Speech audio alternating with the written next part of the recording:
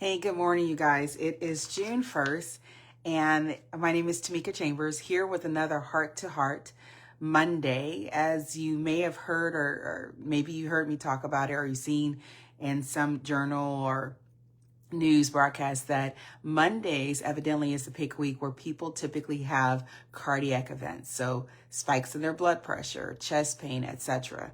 And I am here to say that you don't have to be a statistic.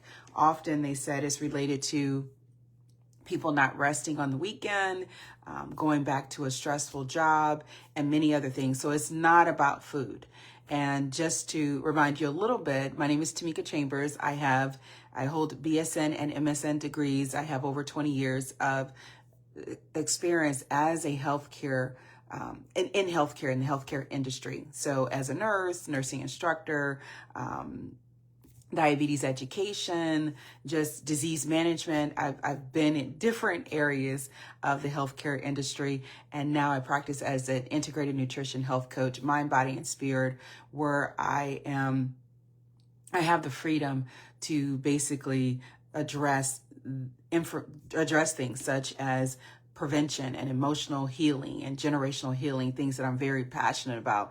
I remember being in a hospital, and it was literally culture shock for me because I didn't feel that people should be in the hospital. I wanted to prevent it from happening, and that stemmed from my thoughts as a child, that I was about prevention. How can I prevent stuff from happening?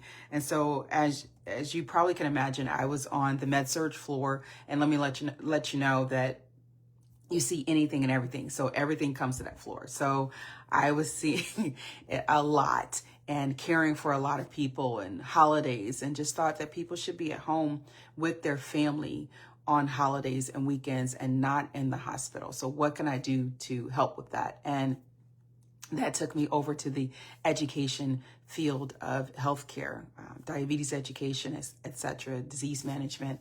And now it's more about prevention.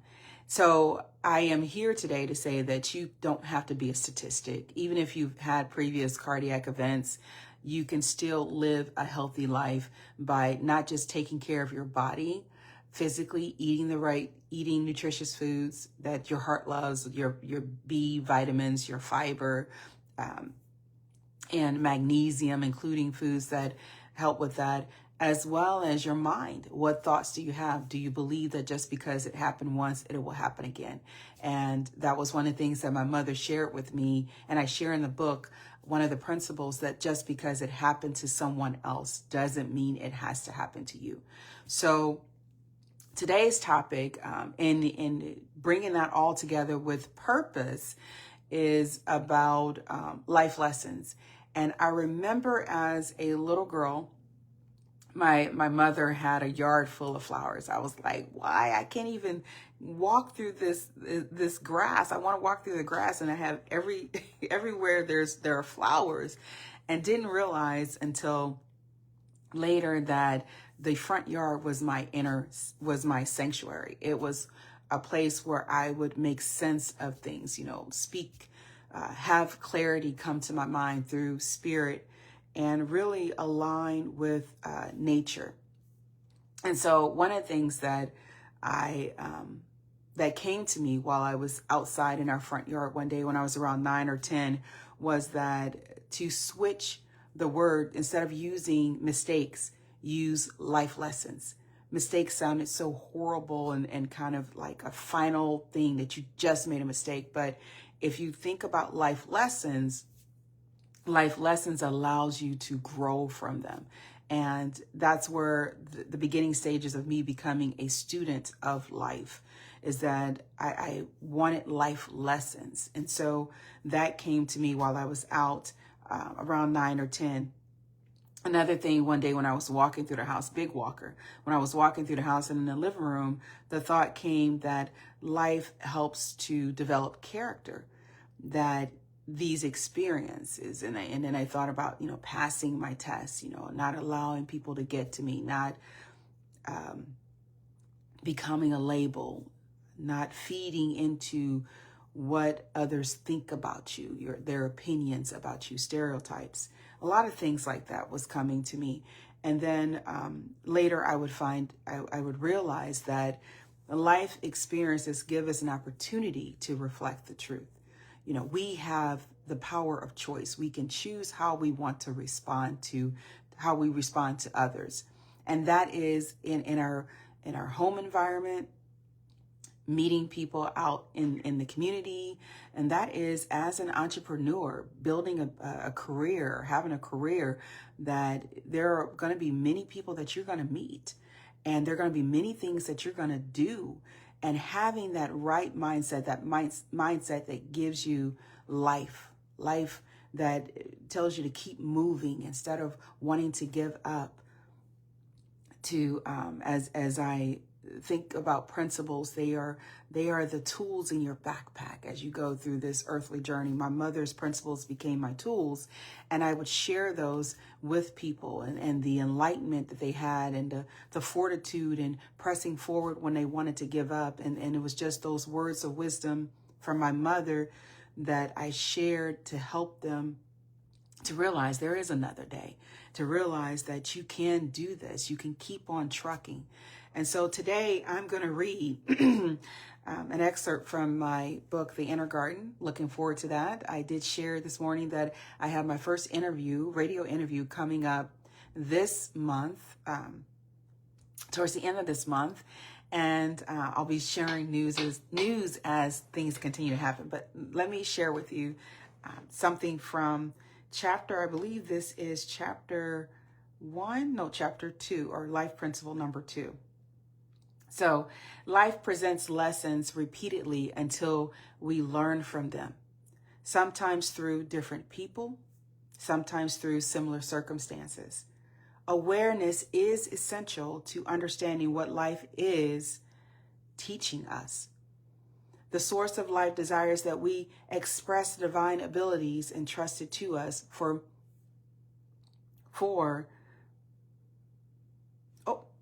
we are not our experiences, we are simply experiencing life. The source of life desires that we express the divine abilities entrusted to us for this earthly journey. We are not our experiences, we are simply experiencing life. Like the movies and television shows I watch so intently, each person plays a role in our lives, often helping to reveal the divine within. Even in moments of perceived suffering, life in this way prunes us to reveal our true essence. And there's a couple of things in there. You know, often we can start feeling that our experiences our life is out to get us, that we can become bitter, we can become resentful, anger, anxiety. And it's just a matter of changing that, because as you know, the thoughts that we have, they can become what we experience in life. So if we're having thoughts and your experiences are to help mirror what your thoughts are. So what are you experiencing right now? Because they are usually tied to your thoughts, what you're thinking about yourself. And so if thoughts do play that role in our lives, then would you prefer to have negative thoughts, or thoughts of harm, or thoughts of anger and thoughts of bitterness, and experience that, or thoughts of happiness, thoughts of abundance, thoughts of love, thoughts of joy? So life will continue to present things to us.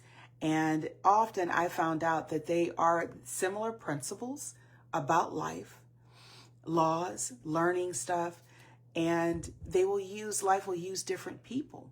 And it's also too that you go through different stages of that same principle, that the first time you experienced it was easy. You know, when you think about the games and the games that we play and how you go to different levels. Well, I believe that's the same for life. Those growth stages, when we talk about the inner garden, and how this experience was easier, but then you go up to another stage and maybe it's instead of your parent or a friend, it's your boss, or it's developing these contracts. So we continue to grow in certain principles that we are here to learn, our curriculum for life.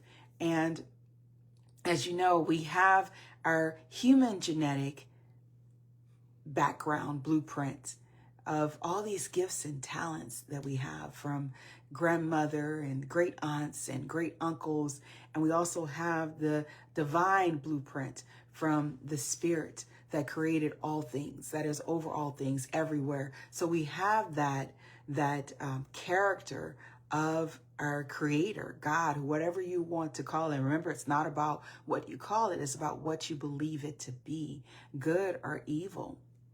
And so we have that characteristic of resilience, of self-control, and all those things I talk about in the inner garden, how these principles help to remind us of who we are and how to navigate our experiences. So I've become more of this how person. How do we get through this? Because we have these experiences, but often we don't know. We lack the resources to tell us how to get through this in such a way that I can come out in the best health possible and enjoy the fruit of my labor, everything that I've done. So it is so important in understanding that one of the lines that I have in here is that we are not our experiences. We are simply experiencing life. And we can get caught up in our experiences and all these emotions and feelings instead of being the person that is looking objectively at the experience, being honest with ourselves. How am I feeling? What is this bringing up within me? How do I address this that's within me? So it's more of that deeper work and not that superficial image that we often see in the world, but more of that deeper work and trying to bring out the best in us, right?